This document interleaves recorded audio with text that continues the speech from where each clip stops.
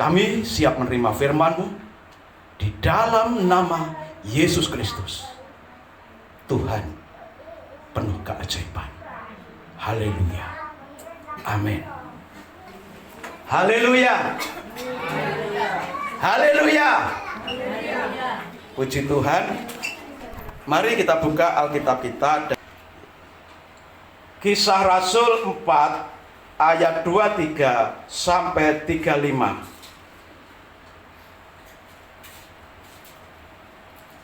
Demikian firman Tuhan. Sesudah dilepaskan, pergilah Petrus dan Yohanes kepada teman-teman mereka. Lalu mereka menceritakan segala sesuatu yang dikatakan imam-imam kepala dan tua-tua kepada mereka. 24. Ketika teman-teman mereka mendengar hal itu, berserulah mereka bersama-sama kepada Allah. Katanya, "Ya Tuhan, Engkaulah yang menjadikan langit dan bumi, laut dan segala isinya. Dan oleh Roh Kudus, dengan perantaraan hamba-Mu Daud, Bapa kami, Engkau telah berfirman, mengapa rusuh bangsa-bangsa, mengapa suku-suku bangsa mereka-reka perkara yang sia-sia." 26. Raja-raja dunia bersiap-siap dan para pembesar berkumpul untuk melawan Tuhan yang diurapinya. Sebab sesungguhnya telah berkumpul di dalam kota ini Herodes dan Pontius Pilatus beserta bangsa-bangsa dan suku-suku bangsa Israel melawan Yesus hamba-Mu yang kudus yang Engkau urapi. 29. Untuk melaksanakan segala sesuatu yang telah Engkau tentukan dari semula oleh kuasa dan kehendak-Mu.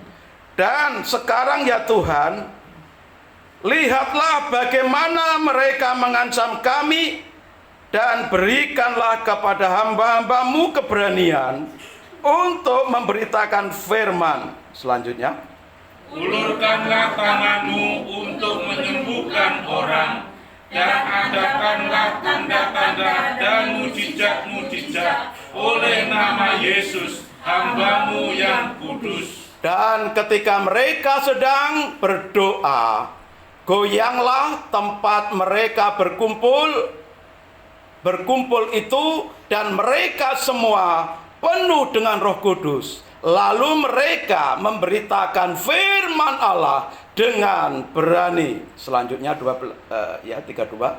Adapun kumpulan orang yang telah percaya itu, mereka sehati dan sejiwa, dan tidak seorang pun yang berkata bahwa sesuatu dari kepunyaannya adalah miliknya sendiri, tetapi segala sesuatu adalah kepunyaan mereka bersama. Dan dengan kuasa yang besar, rasul-rasul memberi kesaksian tentang kebangkitan Tuhan Yesus, dan mereka semua hidup dalam kasih karunia yang melimpah-limpah. 34.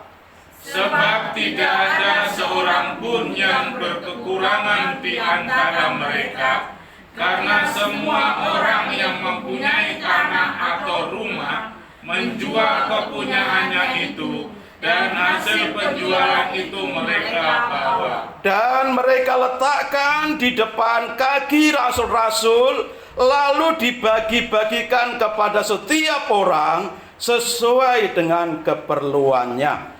Amin untuk firman Tuhan. Sidang jemaat yang dikasihi Tuhan Yesus Kristus, ya. Beberapa waktu yang lalu kita mendengarkan firman Tuhan dengan tema kisahku, lalu disambung dengan kisah Allah, kisah kasih Allah, ya. Lalu diselingi minggu lalu dengan hal menghakimi, dan hari ini kita belajar satu hal lagi dengan satu tema, kisah kita. Apa saudara? Kisah kita. kisah kita, bukan berbicara kisahku secara pribadi. Tetapi hari ini kita belajar untuk kebenaran firman Tuhan tentang kisah kita bersama-sama sebagai satu jemaat. Kisah hidup jemaat Bethlehem.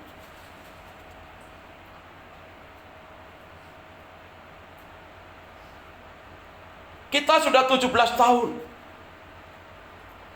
Sejak di Gunung Soputan 1 tahun. Pindah di Dewi Sri, di Bali White House. Pindah di Santika. Saat ini kita di Sun Royal.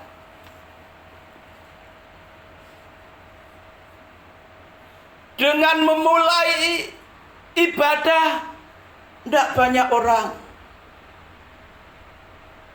Saudara yang masih bertahan 17 tahun, tidak banyak. Yang lainnya datang dan pergi.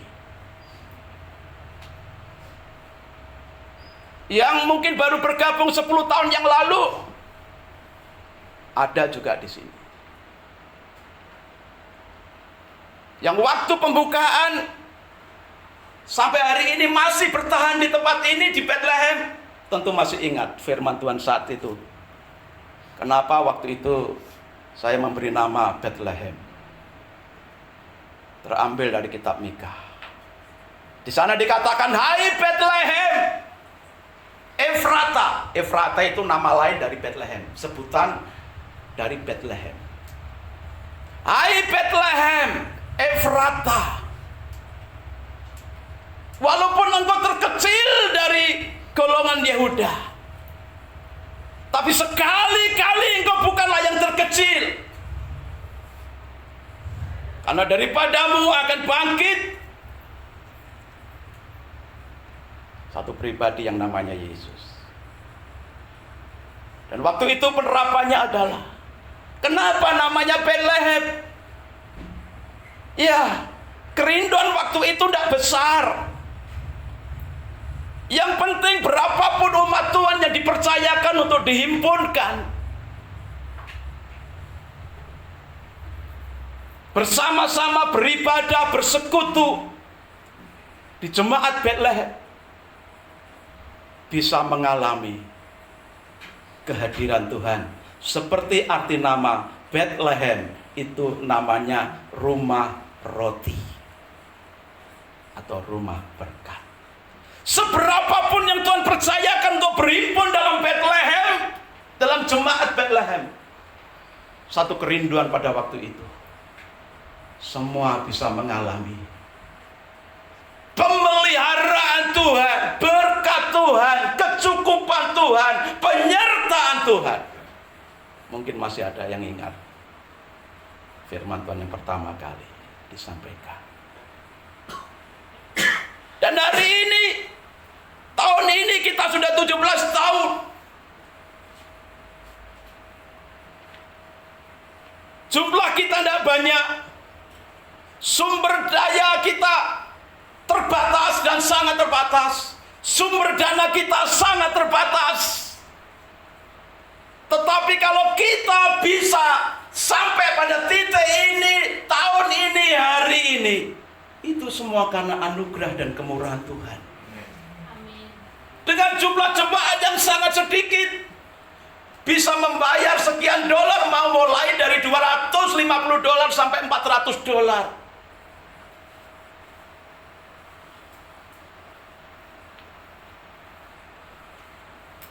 Bagi tim musik juga mungkin bisa merasakan dan mengalami kisah kita.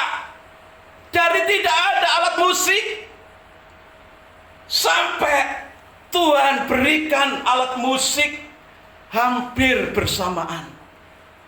Dengan nilai yang ya dalam hitungan keadaan kita waktu itu, ya di luar kemampuan kita. Itu kisah kita pada saat itu. Dalam segala keterbatasan kita, Tuhan juga anugerahi satu tempat yang bisa membantu kita, menolong kita.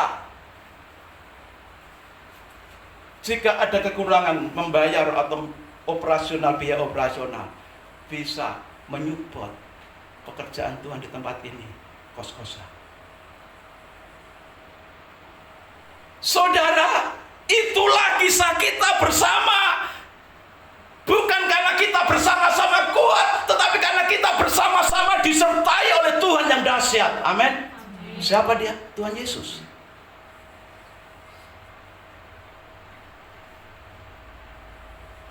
Tetapi apakah kisah itu hanya kenangan masa lalu? Berhenti di masa lalu, lalu saat ini tidak ada yang dahsyat lagi?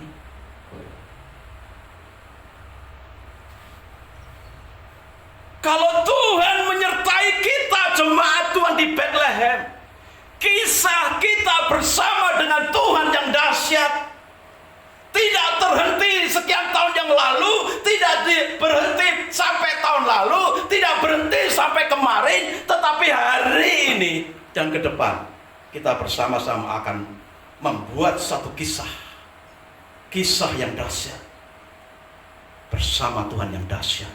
Amin. Kerinduan kami bukan hanya kita sebagai jemaat akan memiliki satu kisah yang dahsyat,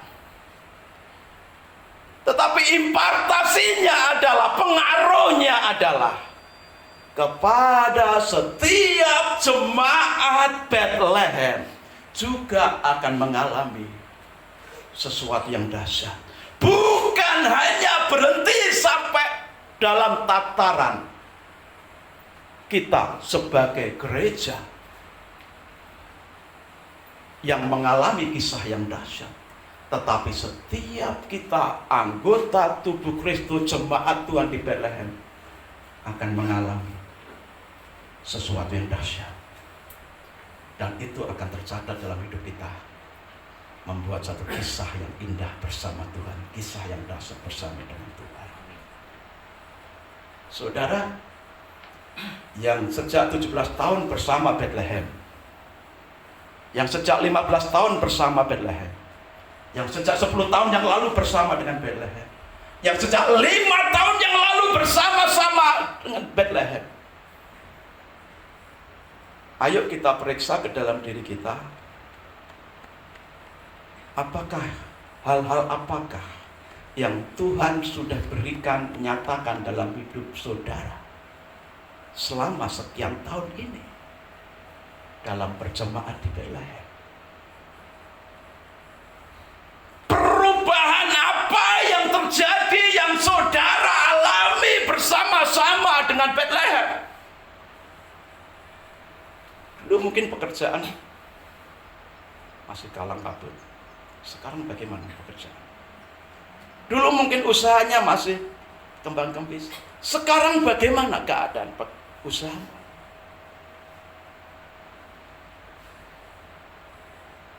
Ayo kita melihat sekian tahun bersama-sama ini, lalu kita lihat bersama-sama dalam konteks kita berjemaat.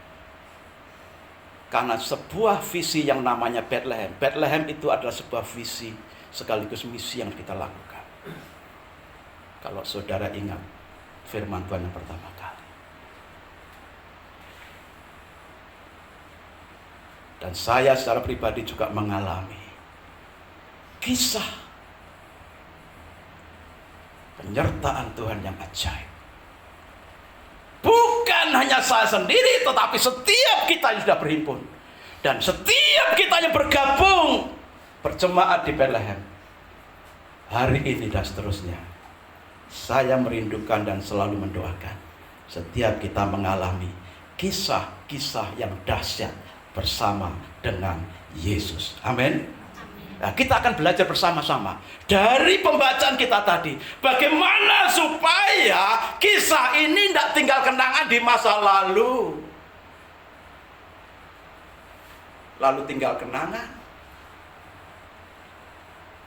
Sekarang bagaimana supaya hari ini, besok, lusa, ke depan, tahun-tahun ke depan kita akan mengalami Kisah kita bersama dengan Tuhan yang dahsyat membuat hidup kita penuh dengan kedahsyatan. Kita belajar dari pembacaan kita tadi. Hal yang pertama, kita akan buat kisah yang dahsyat hari ini dan ke depan. Hal yang pertama di dalam ayat 23 dan 24. Sesudah dilepaskan, pergilah Petrus dan Yohanes kepada teman-teman mereka. Lalu mereka menceritakan segala sesuatu yang dikatakan imam-imam kepala dan tua-tua kepada mereka. Ayat 23 saja.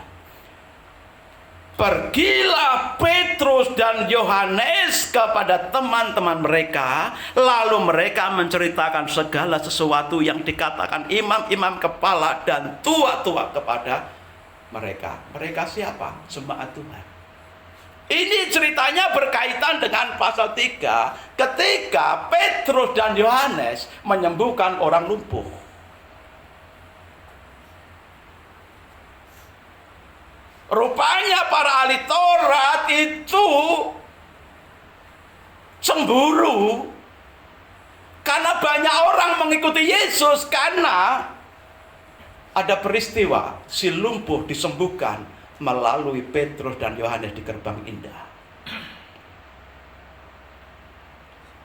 Dan banyak orang percaya Yesus melalui situasi itu. Lalu para ahli Taurat berkumpul, ahli-ahli agama berkumpul, menangkap Petrus dan Yohanes, bahkan menyiksanya, mengancamnya, dan melepaskannya.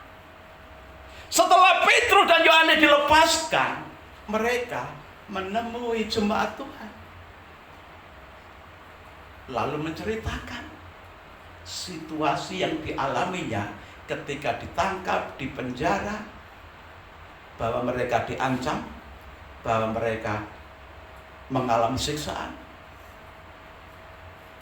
dan sebagainya.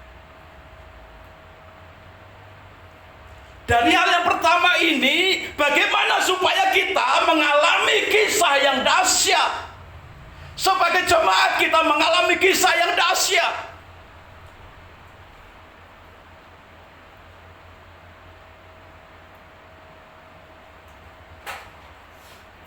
Setiap beban, setiap visi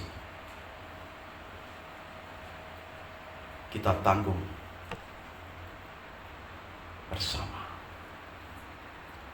Petrus dan Yohanes yang mengalami situasi yang sangat berat saat dia ditangkap.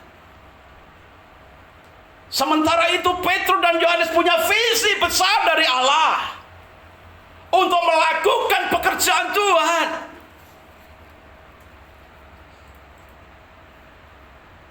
Situasi Petrus dan Yohanes sangat berat. Di satu sisi ada tanggung jawab melakukan visi dari Tuhan, pekerjaan Tuhan. Di sisi lain dia harus menghadapi batu karang yang keras, yang siap menghajar dan menghantamnya, yaitu para ahli Taurat, ahli-ahli agama. Dan itu disampaikan kepada jemaat ketika dia dilepaskan.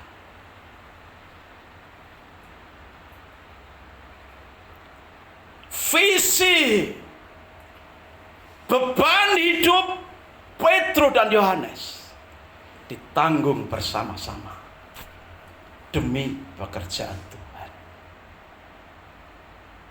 Dan rupanya itu menjadi satu kisah yang awal kisah yang luar biasa bagi mereka. Ketika jemaat Tuhan mengerti beban dari Petrus dan Yohanes, ketika jemaat Tuhan mengerti visi Petrus dan Yohanes, mereka bersama-sama terbuka hatinya.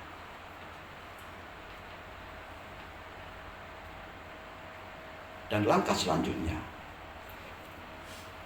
ayat 24. Ketika teman-teman mereka mendengar hal itu, berserulah mereka, bersama-sama kepada Allah, katanya, "Ya Tuhan, Engkaulah yang menjadikan langit dan bumi, laut dan segala-galanya." Itu isi doanya, dan seterusnya sampai ayat 30 isi doanya. Kita sudah baca bersama-sama. Ketika mendengar visi dan beban yang dialami oleh Petrus dan Yohanes, jemaat Tuhan merespon dengan berdoa, berseru kepada Tuhan bersama-sama.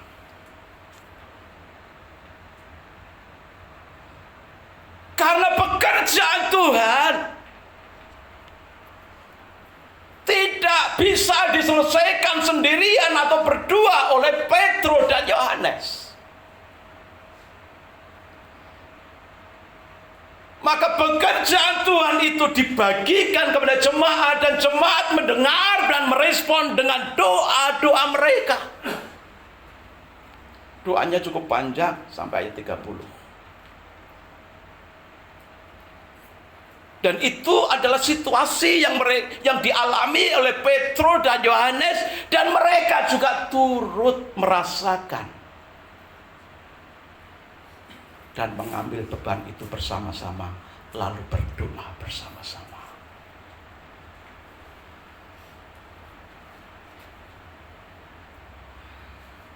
Ya kalau misalkan belum ada yang mendukung, tidak apa-apa, jalan terus.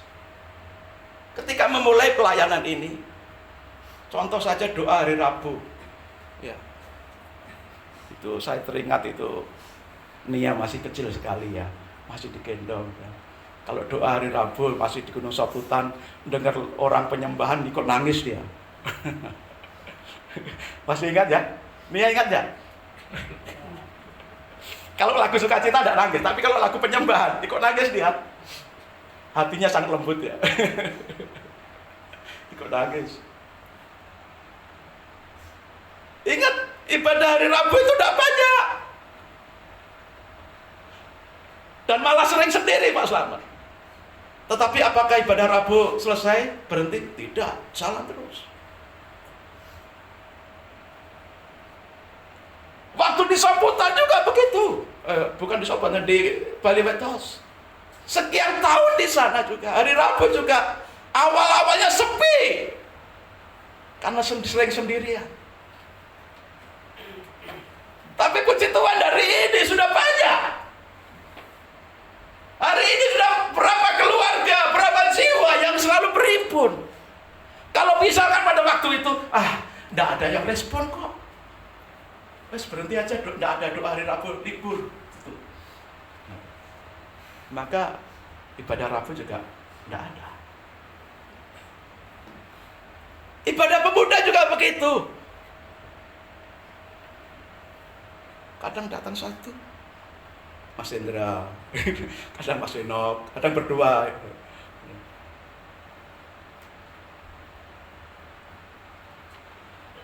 Tapi puji Tuhan dari ini, ya sudah banyak, bahkan anak-anak kita yang remaja-remaja bisa ambil bagian dalam musik.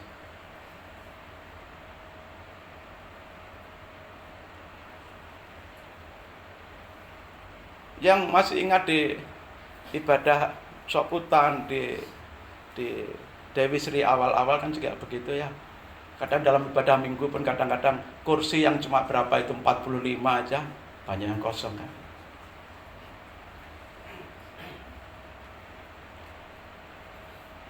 itu sudah duduknya anak-anak juga, masih banyak yang kosong. Tapi puji Tuhan, hari ini sudah banyak. Tuhan tambah-tambahkan. Bukan hanya jumlahnya, tapi kesetiaannya, baik hari Rabu, baik hari Sabtu, maupun hari Minggu ibadah. Ada yang dukung, puji Tuhan. Ini semua mendukung dari jemaat yang mendengar paparan beban, visi yang dialami oleh Petrus dan Yohanes. Seluruh jemaat bersatu hati mendoakan, berdoa bersama-sama, sekian panjangnya, sekian ayat. luar biasa.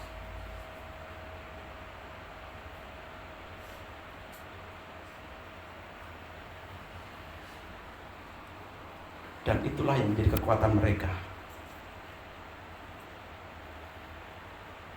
Karena berat sama dipikul, ringan pun sama dijinjing. Mereka sehati, sepikir, sejiwa, sepakat untuk bersama-sama menanggung beban visi yang dari Tuhan itu. Setelah doa bersama-sama, apa yang mereka kerjakan? Ayat 31. Dan ketika mereka sedang berdoa, goyanglah tempat mereka berkumpul itu, dan mereka semua penuh dengan Roh Kudus. Lalu mereka memberitakan firman Allah dengan berani. Setelah mereka berdoa, Roh tercurah atas hidup mereka, jemaat Tuhan. Lalu dampaknya apa? Mereka memberitakan firman Allah dengan berani. Mereka siapa? Bukan hanya Petrus dan Yohanes, bukan hanya dua orang, Petrus dan Yohanes, tetapi setelah mereka bersatu hati, memahami visi dan beban yang dari Tuhan untuk melayani Tuhan, untuk memberitakan Injil, akhirnya seluruh jemaat bergerak. Seluruh jemaat bergerak, mereka semua bersaksi. Karena mereka tahu bahwa pekerjaan pemberitaan Injil itu bukan hanya tugasnya Petrus dan Yohanes. Pemberitaan Injil bukan hanya tugasnya Pak Pendeta atau Penatua, tetapi setiap jemaat Tuhan adalah saksi Kristus. Maka sebelum kita bersaksi keluar, kita perlu memiliki kisah secara pribadi dengan Tuhan. Mengalami Tuhan yang sudah memberkati, mengalami Tuhan yang menyelamatkan kita, mengalami karya Tuhan yang nyata dalam hidup kita. Baru kita punya kisah, punya kesaksian yang bisa disaksikan kepada orang lain. Dan kisah bersama-sama ini juga sebagai jemaat Tuhan, kita juga bisa ceritakan, saksikan kepada orang lain. Betapa Tuhan itu dahsyat. Bekerja melalui jemaat yang sumber dana, sumber daya, kemampuannya serba terbatas. Karena dia adalah Tuhan yang tak terbatas kuasanya. Berdoa bersama, bersatu dan bersaksi bersama. Lalu yang keempat, ayat 32. Adapun kumpulan orang yang telah percaya itu, mereka sehati dan sejiwa, dan tidak seorang pun yang berkata bahwa sesuatu dari kepunyaannya adalah miliknya sendiri, tetapi segala sesuatu adalah kepunyaan mereka bersama. Dan dengan kuasa yang besar, rasul memberi kesaksian tentang kebangkitan Tuhan Yesus, dan mereka semua hidup dalam kasih karunia yang berlimpah-limpah. Sebab tidak ada seorang pun yang berkekurangan di antara mereka, karena semua orang yang mempunyai tanah atau rumah menjual kepunyaannya itu, dan hasil penjualnya itu mereka bawa dan mereka letakkan di depan kaki rasul-rasul, lalu dibagi-bagikan kepada setiap orang sesuai dengan keperluannya.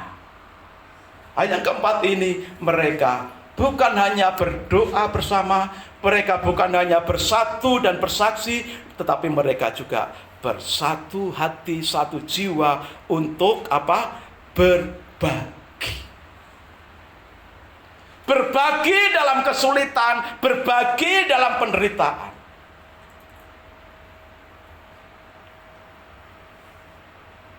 Adanya persekutuan pemuda, adanya persekutuan doa hari Rabu, adanya grup WA.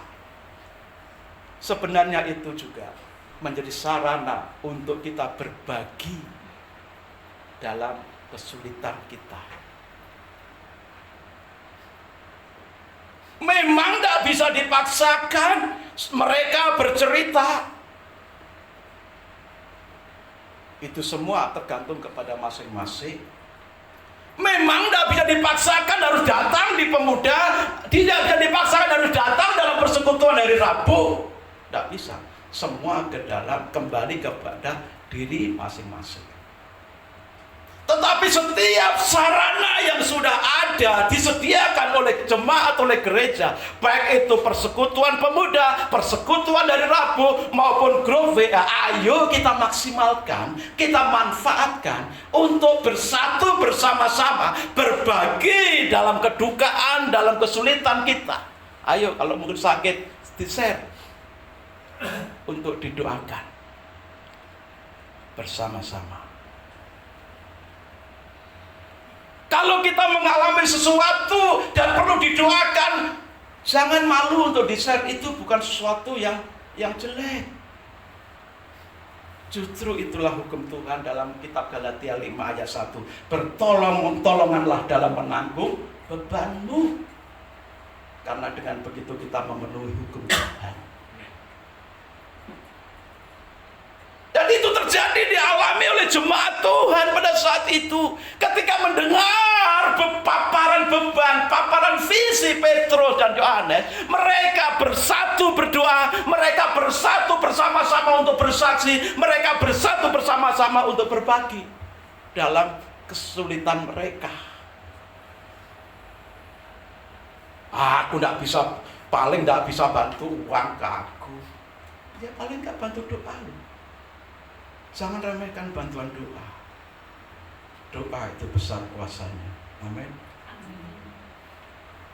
Bantu uang sekali habis, 2 kali habis, kita bingung lagi. Tapi kalau dibantu dengan doa, doa membuka tingkap-tingkap langit. Tuhan sumber berkat akan mendengar doa-doa jemaat Tuhan, lalu memberkati setiap jiwa yang minta didoakan dalam setiap kesulitan mereka. Jadi jangan malu minta doa. Jangankan jemaat di sini, jemaat lain pun, orang lain pun, orang yang tidak seiman pun sering minta doa. Pagi tadi bukan jemaat juga, Dum, tolong doakan istri saya lagi di rumah sakit, ya, hamil di luar kandungan.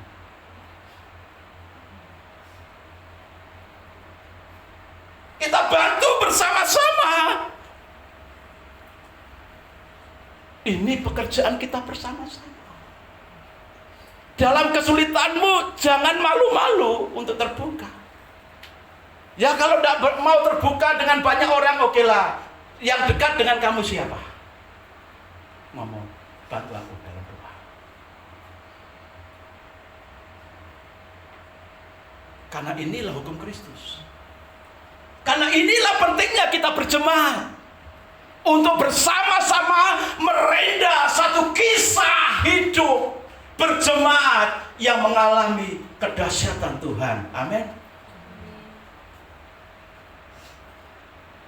Apa gunanya kita hidup berjemaat tetapi sendiri-sendiri dalam kedukaan, dalam kesulitan kita? Kita tanggung sendiri, kita nangis sendiri.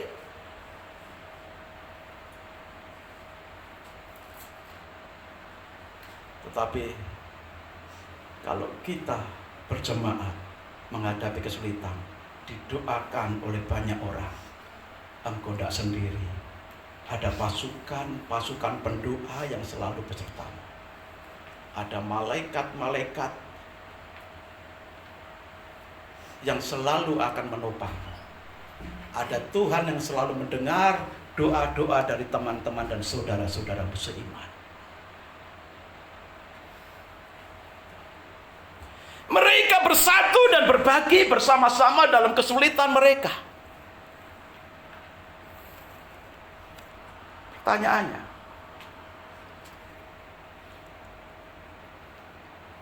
berapa banyak mereka yang kaya? Dalam catatan mereka menjual apa yang mereka miliki. Mungkin pada saat itu kan belum ada bank seperti sekarang ya, tabungannya itu uang tinggal transfer, tinggal pakai apa itu, kiris, tingdung, pakai Dana, pakai GoPay, pakai apa itu, macam-macam. Tapi dulu simpanan orang kan wujudnya tanah. Simpanan orang pada waktu itu ya ternak atau emas batangan. Dan mereka menjual apa yang mereka miliki untuk berbagi bersama-sama. Pertanyaannya, kok jemaat Tuhan waktu itu tidak bangkrut ya?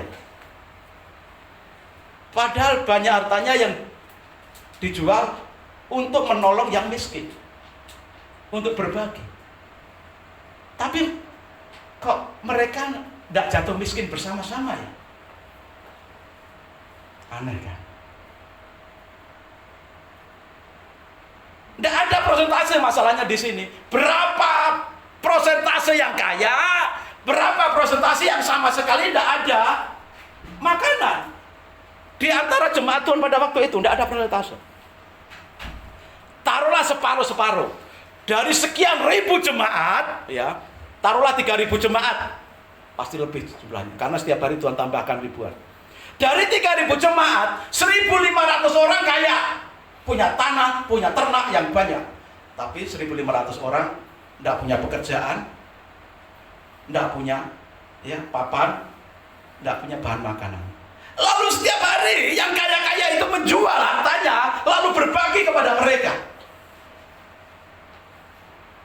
Tapi uniknya, mereka tidak miskin bersama-sama jadinya. Mereka tidak jatuh miskin bersama-sama karena yang kaya itu menjual hartanya untuk membantu yang miskin. Unik kan? Ini cara kerja Tuhan. Membantu dalam doa, membantu dengan apa yang bisa dilakukan, membantu saudara seiman. Ini cara Tuhan bekerja supaya setiap jemaat Tuhan itu punya kisah yang dahsyat bersama-sama.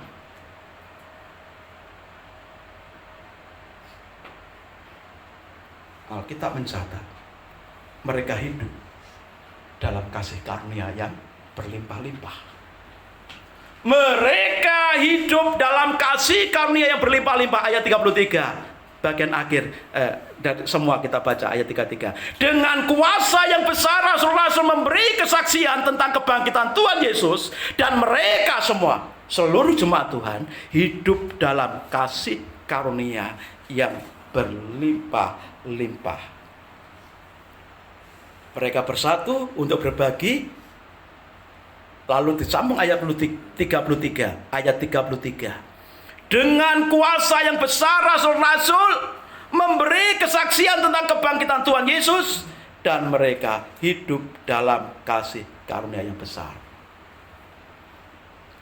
Mereka tidak jatuh bangkrut, mereka tidak jatuh miskin. Maka kitab Amsal menyatakan apa? Ada orang ya yang membagikan kekayaannya berlimpah-limpah, tapi tidak pernah kekurangan. Tetapi ada orang yang pelitnya minta ampun, tetapi selalu kekurangan.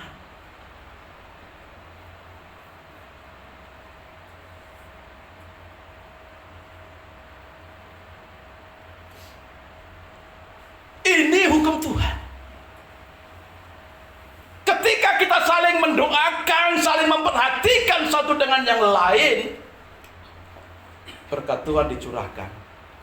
Kisah bersama sebagai umat Tuhan akan dahsyat.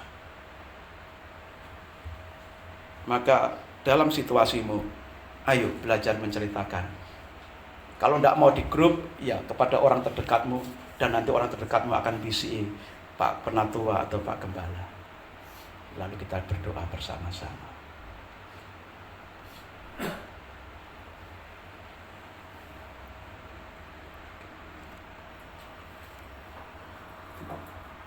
Mereka diberkati bersama-sama. Mereka tidak bangkrut bersama-sama. mereka diberkati bersama-sama. Mereka tidak bangkrut bersama-sama. Itulah kisah yang dahsyat jemaat Tuhan yang tercatat dalam Alkitab. Kita juga bisa mengalami hal seperti itu. Itu sebabnya kenapa saya sering menekankan dan menyampaikan, dan memang itu adalah firman Tuhan. Kenapa kita mesti berjemaat tetap, tidak kesana kemari? Kenapa kita mesti melayani di tempatnya tetap, tidak kesana kemari? Supaya kita bisa mengalami kedahsyatan Tuhan, memiliki kisah bersama-sama, secara dahsyat bersama-sama dengan Tuhan. Ada yang pergi dengan sakit hati, ada yang pergi dengan banyak alasan. Akhirnya ibadah kesana kemari, ibadah kesana kemari, pelayan kesana kemari, kesana kemari. Tidak tahu kisah yang dahsyat dari Tuhan. Setiap jemaat Tuhan itu punya kisah yang dahsyat bersama Tuhan. Tetapi kalau kita kesana kemari, saudara tidak akan pernah mengalami itu. Ke gereja besar, enak nyaman, tinggal kipas-kipas, datang menikmati, duduk manis, AC-nya sejuk, tidak panas seperti di sini, sejuk. Tim musiknya bagus, enak semua suaranya, pemain musiknya juga enak. Wah, saudara tinggal menikmati toh di sana. Saudara tahu prosesnya sampai mereka ngalami seperti itu prosesnya. Prosesnya juga susah. Tapi kita cuma mau menikmati enaknya. Tidak tahu prosesnya, tidak tahu kisahnya. Kalau saudara dan kita mau mengalami kisah bersama-sama, ada susahnya, ada pahitnya, tapi ketika pahit bersama-sama, kita akan mengalami manis bersama-sama. Itulah kisah yang Tuhan mau. Di sana alat musiknya bagus, lengkap semuanya, tapi kan di sana tinggal menikmati, tidak tahu prosesnya. Kalau di sini tahu prosesnya, Tuhan berikan keajaiban. Di saat kita membutuhkan alat musik, sound system, Tuhan nyatakan dengan dahsyat. Loh, itu proses. Kita semua jadi saksi. Kita semua mengalami kisahnya itu. Kita ini menjadi pelaku kisahnya. Kisah kita bersama-sama. Kisah kita bersama-sama. Karena orang yang kesana kemari biasanya tidak mau tanggung jawab dan tidak mau tahu dengan proses. Padahal itu penting. Untuk sebagai jemaat kita memiliki kisah kedahsyatan Tuhan secara bersama-sama sebagai warga jemaat. Kalau yang kadang ke sini, kadang ke sana, kadang ke sini, kadang ke sana, di sini tidak tahu prosesnya, tidak ngalami prosesnya, dan tidak akan ngalami manis kisahnya bersama dengan Tuhan, bersama dengan seluruh jemaat. Sementara di sana juga tidak ngalami betul-betul manisnya. Karena tidak tahu prosesnya dari awal. Karena apa? Bukan masalah di sana sesat, di sini benar, enggak, bukan masalah itu. Tetapi ayo tertanam di satu tempat, bertumbuh di situ, melayani di situ, apapun situasinya. Ayo seperti jemaat ini punya beban bersama-sama, berdoa bersama-sama, mengalami pahit hidup bersama-sama, beratnya hidup bersama-sama, lalu mengalami indahnya kedahsyatan Tuhan bersama-sama. Banyak orang dimenangkan melalui kesaksian mereka, dan mereka hidup dalam kasih karunia berlimpah-limpah.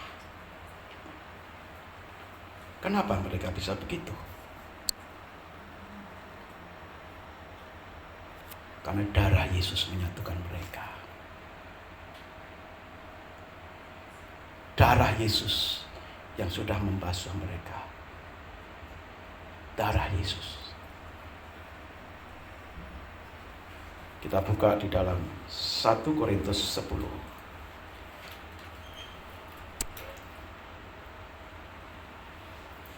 Ayat 16.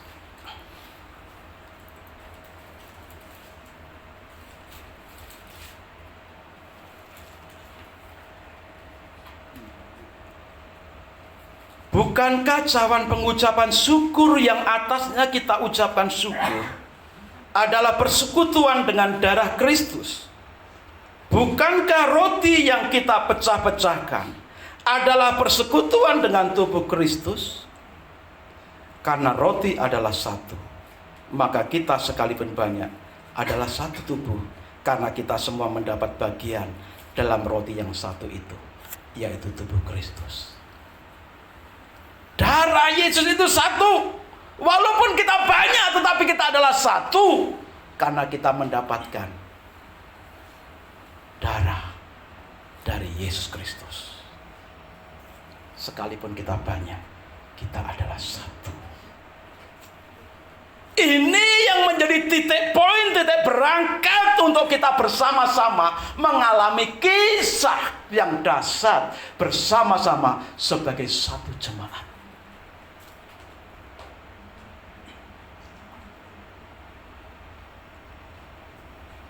Kita ada momen besar. Natal 15 Desember, betul ya? 15 Desember ya. Secara kekuatan dana jauh panggang dari api. Apa yang mesti bisa kita kerjakan? Berdoa bersama-sama, pikul beban itu. Bersatu bersama-sama untuk satu tujuan, bersaksi bersama-sama melalui undangan yang kita bawa nanti.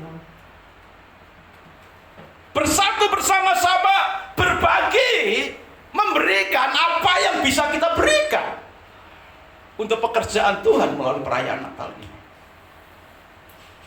Yakinlah, seperti halnya jemaat di awal gereja mula-mula, tidak berkekurangan, tidak bangkrut bersama-sama, karena mereka berbagi, karena mereka melakukan pekerjaan Tuhan bersama-sama dengan keuangan mereka. Tapi justru mereka hidup dalam kasih karunia, dan mereka dicukupi oleh Tuhan. Ayo dalam momen Natal ini tetap setia mendoakan 30 nama. Di antara 30 nama ini yang dekat di sini, undang untuk datang dalam Natal. Selain saudara terus telepon, hubungi WA mereka. Karena bersaksi bersama-sama itu tanggung jawab kita semua. Lalu undang tanggal 15 Desember. Tim panitia anak-anak muda sudah menyiapkan acara yang tentu penuh pengurapan Tuhan. Sudah dipersiapkan dengan baik. Kita percaya anak-anak muda sudah mempersiapkan dirinya, timnya, untuk menyambut orang-orang, jiwa-jiwa yang akan dimenangkan, yang akan diselamatkan. Ini tugas jemaat, tugas kita bersama. Dari 30 nama yang sudah kita data, kita doakan. Yang ada sekitar sini, undang untuk datang.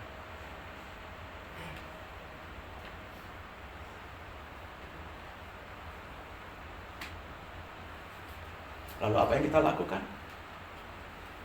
Saudara yang punya uang, punya dana, ayo kita bantu dana Natal kita. Ada yang usul,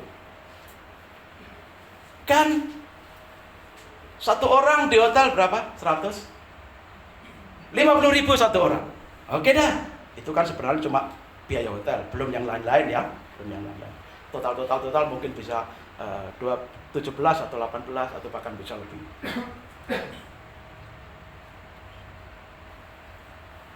Oke, kalau patokannya hotel satu orang 150.000, aku kan suami istri 2 orang. Ya berarti aku gini aja dah, aku bantu 300. Nanti kalau aku ngajak orang lagi, ngajak 1 orang ya aku nambah 150.000. Kalau aku ngajak 2 orang ya berarti aku nambah 300, berarti aku 600. Kalau saudara punya pemikiran seperti itu, silakan. Lakukanlah apa yang saudara pandang baik. Tetapi kalau tidak ada nominal seperti itu, biasa kalau 150.000 besar itu bagi saya. Nah, keluargaku 5 kalau satu. Keluargaku aja belum undanganku. Kalau 150.000 kali 5 orang udah berapa itu? Berapa? Yang pintar matematika. Besar itu. Aku enggak bisa kalau segitu. Belum aku nanti ngajak temanku loh, ada 2, ada 3. Besar, aku enggak bisa kalau sebanyak itu. Aku sukarela aja ya. Silakan. Seberapa yang ada padamu berikanlah dengan rela, dengan sukacita. Jangan dipatok satu orang 150.000. Kalau mau mengalahkan itu silakan. Lakukan apa yang saudara pandang baik. Tapi kalau tidak punya kemampuan seperti itu, berikan dengan apa yang ada, didasari sukacita dan rela. Karena itulah yang akan menjadi berkat bagimu dan bagi orang lain. Lalu mungkin dalam pemikiran kita ada yang seperti orang yang menjual tanah tadi, menjual hartanya untuk berbagi. Ya, ini kan event kita bersama untuk supaya banyak orang dijangkau, diselamatkan. Satu orang diselamatkan, ribuan malaikat di surga bersorak-sorai untuk keselamatan satu jiwa. Orang kirasa berapa babi yang dikorbankan masuk di jurang? Berapa babi? Berapa ribu babi? Berapa ribu babi yang masuk di jurang? 1.000? 2.000? 3.000? Satu orang kirasa disembuhkan Yesus. Korbankan 2.000 babi. Satu babi, 1 ekor berapa Pak itu? Yang untuk diguling. Ini bukan maksudnya nanti untuk 2 juta? 1 juta? Berapa?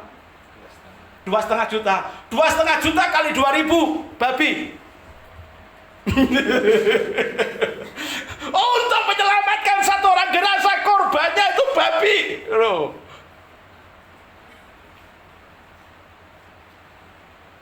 Tetapi yang lebih daripada itu, untuk menyelamatkan satu jiwa yang berdosa, anak domba Allah, putranya yang tunggal, datang ke dunia, disalibkan, mati, dikuburkan, dibangkitkan pada hari ketiga.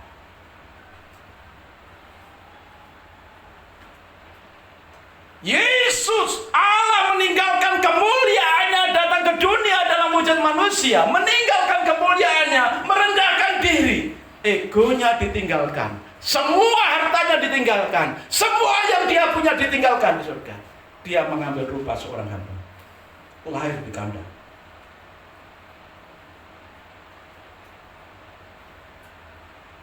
Artinya pengorbanan Yesus demikian luar biasa untuk satu jiwa yang perlu dimenangkan, yang perlu diselamatkan. Jika saudara mungkin ya punya sesuatu, punya keuangan lebih dari 150.000, punya keuangan melebihi orang yang memang yang lain, ayo lakukanlah itu dengan sukacita, dengan rela, jangan ditahan-tahan. Karena apa? Tuhan berjanji terlebih berkat memberi daripada menerima. Dan firman Tuhan yang kita baca tadi, mereka berlimpah-limpah dalam kasih karunia. Artinya mereka tidak berkekurangan, artinya mereka tidak bangkrut ketika mereka berbagi untuk pekerjaan Tuhan. Dan setiap kita, ayo kita buat kisah bersama-sama melalui momen Natal ini. Berdoa bersama-sama, bersaksi bersama-sama, berbagi bersama-sama, lalu hidup bersama-sama di dalam kecukupan dan kelimpahan yang Tuhan sediakan bagi kita. Bukankah cawan pengucapan syukur yang atasnya kita ucapan syukur adalah persekutuan dengan darah Kristus? Bukankah roti yang kita pecah-pecahkan adalah persekutuan dengan tubuh Kristus? Karena roti adalah satu, maka kita sekalipun banyak adalah satu tubuh, karena kita semua mendapat bagian dalam roti yang satu itu, yaitu tubuh Kristus dan darah Yesus. Kita siapkan hati kita untuk mengambil bagian dalam perjamuan Tuhan.